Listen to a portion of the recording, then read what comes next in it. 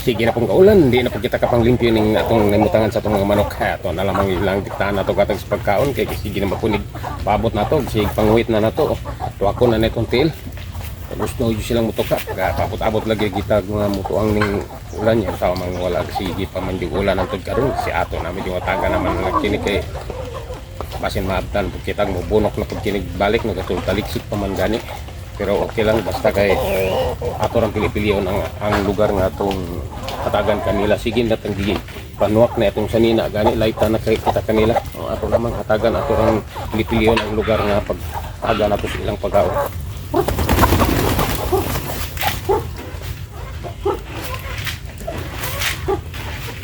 Ato nandiyan na mo pakanon na itong mga manok bisag tulog kaligsik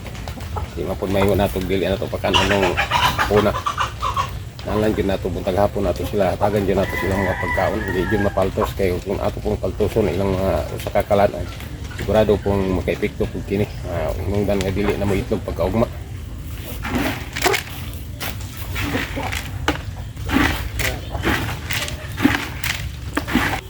Pagkauman nini ato ra pud ginuton tong pipilak buk itlog nga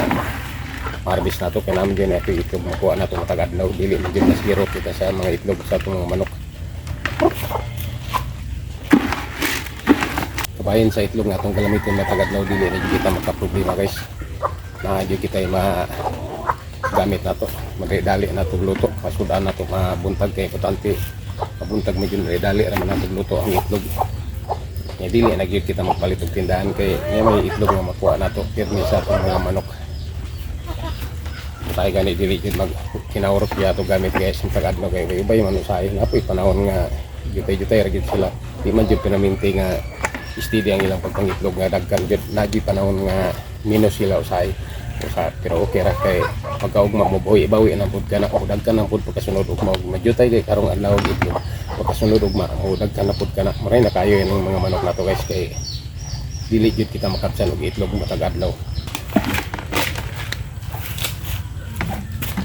Ang importante yun nga kinahanglan din mayo-yun yun nato sila sagod nito mga manok pero dili jud kita paltos ang pagpangitlog kanila ug makakuha jud kita matag adlaw oray na tayo nato kay kung ayon na jud busog nato netong mga manok sigurado jud makaitlog jud kini kadadlaw dili mi jud kita mawadan og mga itlog diri sa tuwa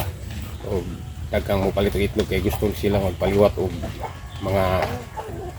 manok ngayon ini kay dili man kini mulumlum ning mga manok ka kinalan imo paluban og laing mga native nga mga manok katong mulumlum kay ug layan kang magpapusa nini mga piso gikan kanila pwede pud nga imo rang i-incubate magbayad ka incubator diri sa tuwa na daot mato incubator mga kung gusto kang magpapusa og laing na pong mga piso ato rang paluban og mga mungaan nga siya niya na guys.